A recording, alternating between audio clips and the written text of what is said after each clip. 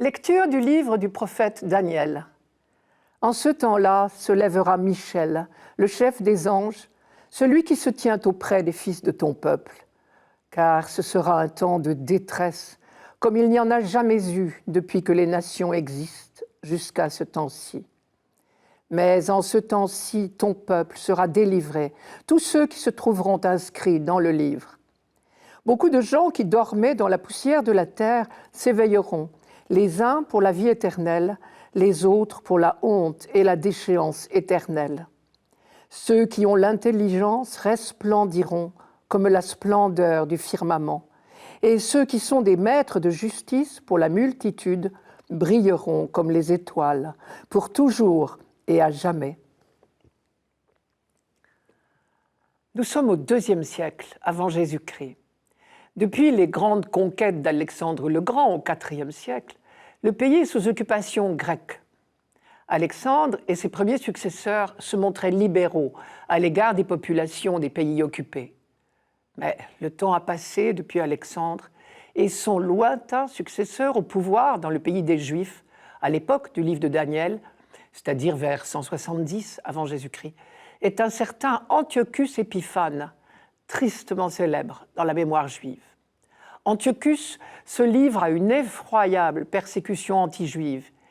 Il interdit toute pratique de la religion.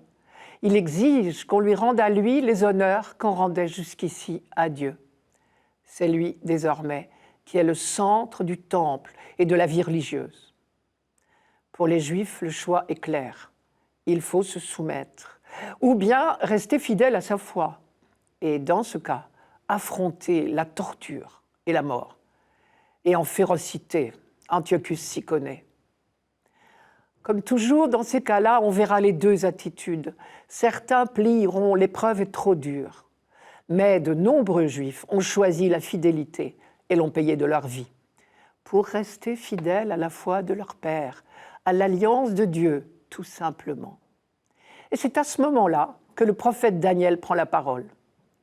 Son premier message est une parole de réconfort pour tous ceux qui sont affrontés à cet horrible cas de conscience. Je cite, « En ce temps-là se lèvera Michel, le chef des anges, celui qui se tient auprès des fils de ton peuple, car ce sera un temps de détresse comme il n'y en a jamais eu. Mais en ce temps-ci, tes fils seront délivrés. » Ce temps de détresse comme il n'y en a jamais eu, c'est ce qu'ils vivent en ce moment et qui dépasse en horreur et en cruauté tout ce qu'on avait déjà vécu. Daniel vient leur dire en substance, « Michel, le chef des anges, veille sur vous. Apparemment, sur terre, ce que vous voyez, mes amis, ce que vous vivez, c'est l'échec, la mort des meilleurs, l'horreur, la victoire de ceux qui sèment le mal et la terreur. Mais en finale, vous êtes les grands vainqueurs. Le combat se déroule à la fois sur terre et au ciel. Vous ne voyez que ce qui se passe sur la terre. Mais au ciel, dites-vous bien, les armées célestes ont déjà gagné la victoire pour vous. » C'est une caractéristique du livre de Daniel de représenter l'histoire humaine, et ici celle du peuple de l'Alliance, comme un gigantesque combat. Un combat dont on connaît déjà le vainqueur. Voilà donc le message de réconfort de Daniel pour les vivants. Mais il y a tous ceux qui sont morts dans cette tourmente. Ils ont fait le sacrifice de leur vie pour ne pas trahir le Dieu vivant. Paradoxe. Alors, pour Daniel, cela devient une évidence. Dieu ne peut pas abandonner éternellement ceux qui ont accepté de mourir pour lui. Ils sont morts, c'est vrai, mais ils ressusciteront. Et voilà une nouvelle conquête de la révélation.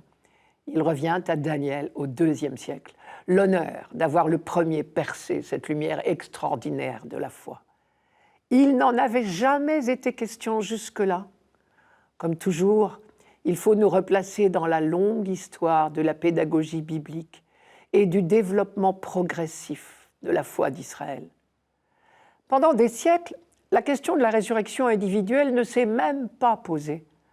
On s'intéressait au peuple et non à l'individu, au présent et à l'avenir du peuple, mais pas au lendemain de l'individu.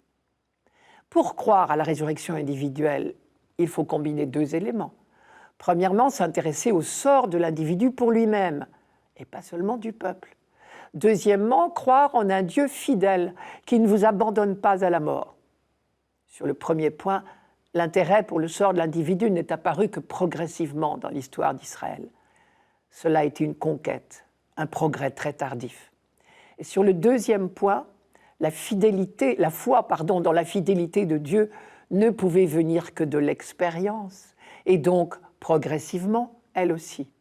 Et un jour, on a fini par comprendre que le Dieu qui veut l'homme libre de toute servitude ne peut pas le laisser dans les chaînes de la mort. Et peu à peu, cette évidence est apparue au grand jour. Et elle a éclaté précisément le jour où des croyants ont été à ce point fidèles au Dieu vivant qu'ils ont sacrifié leur vie pour lui. Si bien que paradoxalement, c'est leur mort qui a été pour leurs frères la source de la foi dans la vie éternelle. Je vous rappelle le texte, « Les sages brilleront comme la splendeur du firmament, et ceux qui sont des maîtres de justice pour la multitude resplendiront comme les étoiles dans les siècles des siècles. » Pour l'instant, l'auteur du livre de Daniel n'envisage la résurrection que pour les justes. Mais il y aura d'autres étapes dans la découverte du projet de Dieu. On sait aujourd'hui que la résurrection est promise à toute chair, car l'humanité n'est pas coupée en deux, les bons et les méchants.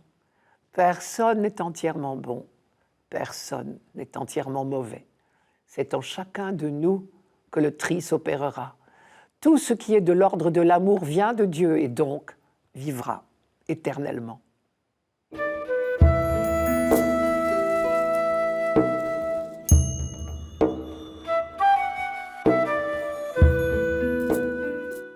Psaume 15. Seigneur, mon partage et ma coupe, de toi dépend mon sort. Je garde le Seigneur devant moi sans relâche. Il est à ma droite, je suis inébranlable. Mon cœur exulte, mon âme est en fête, ma chair elle-même repose en confiance. Tu ne peux m'abandonner à la mort, ni laisser ton ami voir la corruption. Tu m'apprends le chemin de la vie. Devant ta face, débordement de joie, à ta droite, éternité de délices. Dans les versets qui nous sont proposés aujourd'hui, tout a l'air si simple. Dieu, c'est toi et toi seul. Mon Dieu, je n'aime que toi.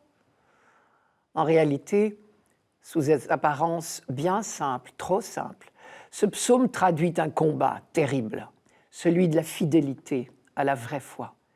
Exactement ce dont il était question dans la première lecture. Quand Daniel exhortait ses frères à ne pas renier leur foi malgré la persécution du roi grec Antiochus Épiphane, ce combat de la fidélité, mais il a été le lot d'Israël depuis le début. C'est pour cela que les prophètes ont mené une lutte acharnée contre l'idolâtrie tout au long de l'histoire biblique. Parce que Dieu nous veut libres et que l'idolâtrie est le pire des esclavages. La preuve, elle mène à des actes atroces qui n'ont plus rien d'humain. On a vu, par exemple, des sacrifices d'enfants au nom des idoles. Ce psaume traduit donc sous forme de prière la prédication des prophètes. Il résonne un peu comme une résolution, le oui des croyants à cette prédication et en même temps la supplication adressée à Dieu de nous aider à tenir bon. Je vous cite quelques versets que nous ne lisons pas ce dimanche. « Garde-moi, mon Dieu, j'ai fait de toi mon refuge. Toutes les idoles du pays, ces dieux que j'aimais, ne cessent d'étendre leurs ravages, et l'on se rue à leur suite. Non, je n'irai pas leur offrir le sang des sacrifices, leur nom ne viendra pas sur mes lèvres. » Ce sont les premiers versets. « Toutes les idoles du pays, ces dieux que j'aimais, ne cessent d'étendre leurs ravages, et l'on se rue à leur suite. » Cela veut bien dire que le danger est réel. Même les meilleurs succombent apparemment. Je n'irai pas leur offrir le sang des sacrifices. Leur nom ne viendra pas sur mes lèvres. Il s'agit d'abord des sacrifices humains, bien sûr, mais pas seulement. En Israël, tout geste, Toute pratique religieuse doit être adressée exclusivement au Dieu de l'Alliance et à lui seul, tout simplement parce qu'il est le seul Dieu vivant, celui qui est seul capable de mener son peuple sur le difficile chemin de la liberté. Au long des siècles, on a mieux compris que Dieu est le Dieu unique, non pas seulement pour Israël, mais pour l'humanité tout entière. Et alors il est devenu évident que l'exigence d'exclusivité de Dieu à l'égard de son peuple est la contrepartie de l'alliance, de l'élection d'Israël. Dieu a gratuitement choisi ce peuple et s'est révélé à lui comme le seul vrai Dieu. Si Israël répond dignement à cette vocation, en s'attachant exclusivement à son Dieu, alors seulement il pourra remplir sa mission de témoin du Dieu unique devant les autres nations. Mais s'il se laisse aller à rendre un culte à d'autres dieux, quel témoignage pourra-t-il porter? D'où cette grande exigence des prophètes. Dans ce psaume, Israël illustre son statut très particulier de peuple choisi en se comparant à un lévite, un descendant de Lévi. « Seigneur, mon partage et ma coupe, de toi dépend mon sort. La part qui me revient fait mes délices. J'ai même le plus bel héritage. » Ces expressions « partage »,« lot »,« héritage » sont des allusions à la situation particulière des Lévites. Au moment du partage de la terre des Juifs entre les tribus des descendants de Jacob, les membres de la tribu de Lévi n'avaient pas reçu de part du territoire.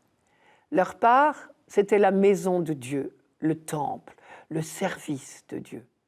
Vous vous souvenez que leur vie tout entière était consacrée au service du culte. Leur subsistance était assurée par les dîmes, aujourd'hui on dirait le denier de l'Église, et par une partie des récoltes et des viandes offertes en sacrifice. À la réflexion, la position d'Israël comme peuple consacré à Dieu au milieu de l'humanité est analogue au statut très particulier des Lévites en Israël. Cette fidélité du Lévite et tout autant du peuple d'Israël, cette consécration au service du Seigneur est source de grande joie. Mon Dieu, j'ai fait de toi mon refuge, tu m'apprends le chemin de la vie. Devant ta face, débordement de joie, à ta droite, éternité de délices. Je m'arrête sur cette dernière phrase, à ta droite, éternité de délices. Après la première lecture de ce dimanche, qui annonçait la résurrection des morts, on pourrait croire qu'il s'agit de la même chose ici. Mais en fait, l'éternité dont il est question dans le psaume n'est pas une affirmation de la résurrection individuelle. N'oublions pas que le véritable sujet de tous les psaumes n'est jamais un individu particulier, mais toujours le peuple d'Israël tout entier. Le peuple est assuré de survivre éternellement puisqu'il est l'élu du Dieu vivant. Et vous savez bien que quand on a composé ce psaume, bien longtemps avant le livre de Daniel, personne n'imaginait encore la possibilité d'une résurrection individuelle. De la même manière, le verset « Tu ne peux m'abandonner à la mort, ni laisser ton ami voir la corruption » n'est pas une proclamation de la foi en la résurrection individuelle, mais un plaidoyer pour la survie du peuple. Bien sûr, par la suite, quand avec le prophète Daniel, on a commencé à croire en la résurrection des morts, on a relu ce verset dans ce sens. Et puis plus tard encore, on a appliqué ce verset à Jésus, bien sûr. Désormais, avec Jésus-Christ, nous pouvons dire en toute confiance, « Mon cœur exulte, mon âme est en fête, tu ne peux m'abandonner à la mort. À ta droite, j'attends une éternité de délices. »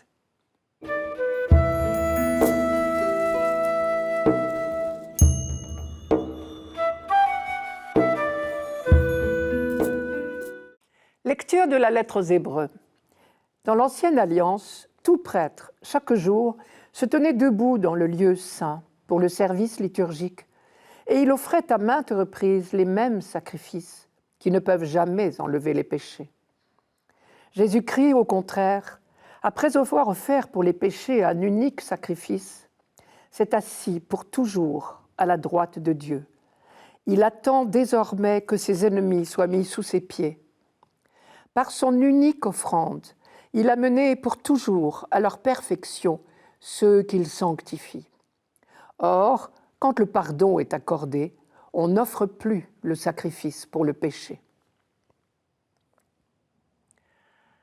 L'un des grands objectifs de la lettre aux Hébreux, on le sait, comme de tous les textes du Nouveau Testament, c'est de nous faire comprendre que Jésus est bien le Messie qu'on attendait. Or, certains des lecteurs de cette lettre aux Hébreux attendaient visiblement un Messie qui serait un prêtre. Donc, il s'agit pour l'auteur de montrer comment Jésus est bien ce Messie prêtre qu'on attendait. C'est pour cela qu'il développe longuement toutes les caractéristiques des prêtres de son époque et il les compare à Jésus-Christ. La comparaison aujourd'hui porte sur 2 points. Premièrement, la liturgie des prêtres de l'Ancien Testament était quotidienne et ils offraient indéfiniment les mêmes sacrifices. Jésus, lui, a offert un sacrifice unique. Deuxièmement, le culte des prêtres juifs était inefficace, puisque leurs sacrifices n'ont jamais pu enlever les péchés. Tandis que, par son unique sacrifice, par sa vie donnée, Jésus a enlevé une fois pour toutes le péché du monde. Je commence par l'expression « enlever les péchés ». Évidemment, ni vous, ni moi, ni personne ne peut prétendre que plus aucun péché n'a été commis depuis la mort et la résurrection du Christ. Mais dire que Jésus a enlevé le péché du monde, c'est dire que le péché n'est plus une fatalité, parce que l'Esprit Saint nous a été donné. C'est le sens de la phrase « Il a mené pour toujours à leur perfection ceux qu'il sanctifie ». Entendons-nous bien, le mot « perfection » ici n'a pas un sens moral, il veut dire plutôt accomplissement, achèvement.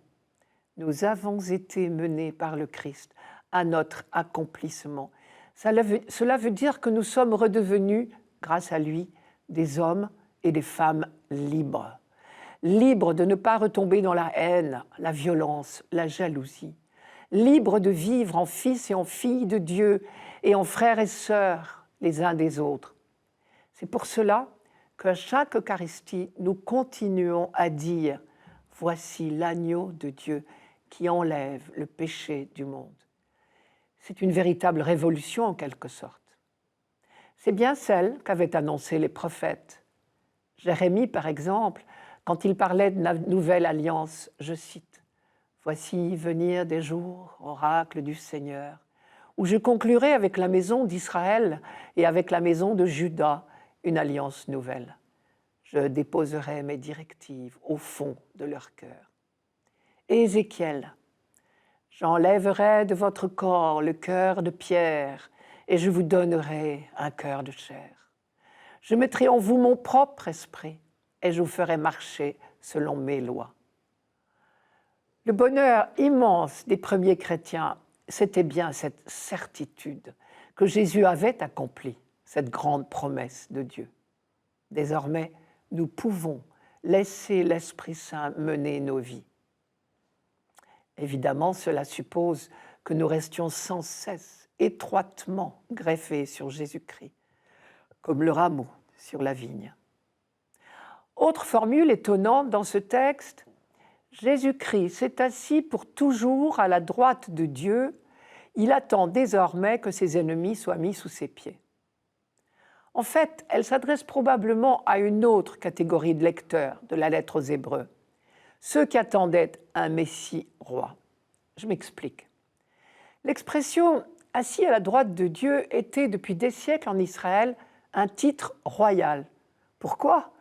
Parce que très concrètement, si vous vous placiez derrière le temple de Jérusalem et le palais royal, à l'époque où tous les deux étaient encore debout, et que vous regardiez vers l'est, le palais royal était réellement à droite du temple en contrebas, ce qui veut dire que le trône du roi était à droite de ce qu'on pourrait appeler le trône de Dieu.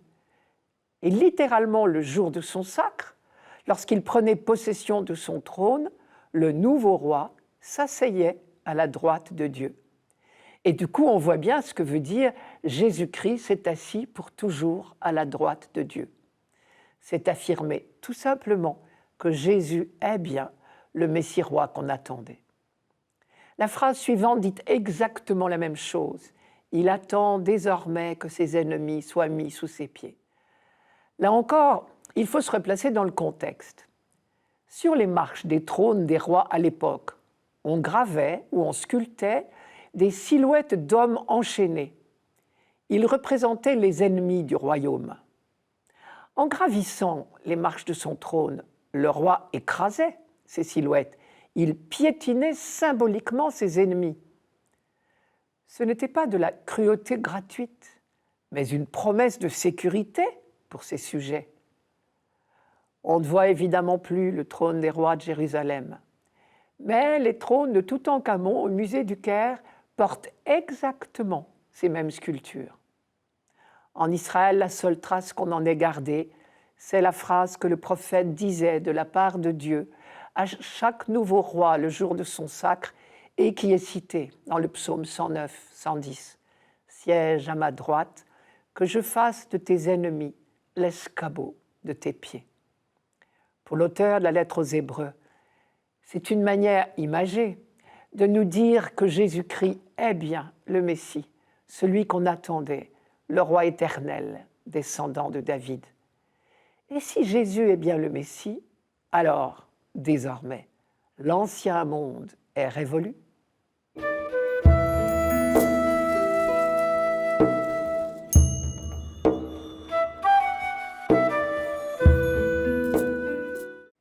Évangile de Jésus-Christ selon saint Marc. En ce temps-là, Jésus parlait à ses disciples de sa venue. En ces jours-là, après une grande détresse, le soleil s'obscurcira et la lune ne donnera plus sa clarté. Les étoiles tomberont du ciel et les puissances célestes seront ébranlées. Alors on verra le Fils de l'homme venir dans les nuées avec grande puissance et avec gloire. Il enverra les anges pour rassembler les élus des quatre coins du monde, depuis l'extrémité de la terre jusqu'à l'extrémité du ciel. Laissez-vous instruire par la comparaison du figuier. Dès que ses branches deviennent tendres et que sortent les feuilles, vous savez que l'été est proche. De même, vous aussi, lorsque vous verrez arriver cela, sachez que le Fils de l'homme est proche à votre porte. Amen, je vous le dis, cette génération ne passera pas avant que tout cela n'arrive. Le ciel et la terre passeront, mes paroles ne passeront pas. Quant à ce jour et à cette heure-là, nul ne les connaît, pas même les anges dans le ciel, pas même le Fils, mais seulement le Père. Jésus ne nous avait guère habitués à ce genre de discours. Tout d'un coup, son style se met à ressembler à toute une littérature qui était très florissante à son époque, mais bien étrangère à nos mentalités actuelles. Il faut se rappeler que les derniers siècles, avant l'ère chrétienne, ont été le théâtre d'une grande effervescence intellectuelle, pas seulement en Israël, mais en Égypte, en Grèce, en Mésopotamie. La littérature de divination faisait fortune. Dans toutes les civilisations, dans toutes les religions, les questions sont partout et toujours les mêmes. Qui aura le dernier mot ? L'humanité va-t-elle irrémédiablement à sa perte ? Ou alors, le bien triomphera-t-il ? Que sera la fin du monde ? Peu à peu, un style était né dans tout le Proche-Orient pour aborder ces sujets. Partout, on retrouve les mêmes images. Des bouleversements cosmiques, éclipses de soleil ou de lune, des personnages célestes, anges ou démons. Ce qui est intéressant pour nous, c'est de voir comment des croyants, juifs puis chrétiens, ont emprunté les formes de ce style de leur temps, mais en y coulant leur propre message, la révélation divine. Et c'est pour cela que dans la Bible, ce style littéraire est appelé apocalyptique, parce qu'il apporte une révélation de la part de Dieu. Littéralement, le verbe grec apocalypto veut dire lever un coin du voile, révéler, au sens de lever le voile qui recouvre l'histoire des hommes. Cette sorte de langage nous est assez étrangère aujourd'hui. Mais au temps de Jésus, c'était transparent pour tout le monde. C'était du langage codé. En surface, il est question du soleil, des étoiles, de la lune, et tout cela va être bouleversé. Mais en réalité, il s'agit de toute autre chose. Il s'agit de la victoire de Dieu et de ses enfants dans le grand combat qu'il livre contre le mal depuis l'origine du monde. Elle est là, la spécificité de la foi judéo-chrétienne. C'est donc un contresens d'employer le mot « apocalypse » à propos d'événements terrifiants. Dans le langage croyant, juif ou chrétien, c'est juste le contraire. La révélation du mystère de Dieu ne vise jamais à terrifier les hommes, mais au contraire, à leur permettre d'aborder tous les bouleversements de l'histoire en soulevant le coin du voile pour garder l'espérance. Chaque fois que les prophètes de l'Ancien Testament veulent annoncer le grand jour de Dieu, sa victoire définitive contre toutes les forces du mal, on retrouve ce même langage, ces mêmes images.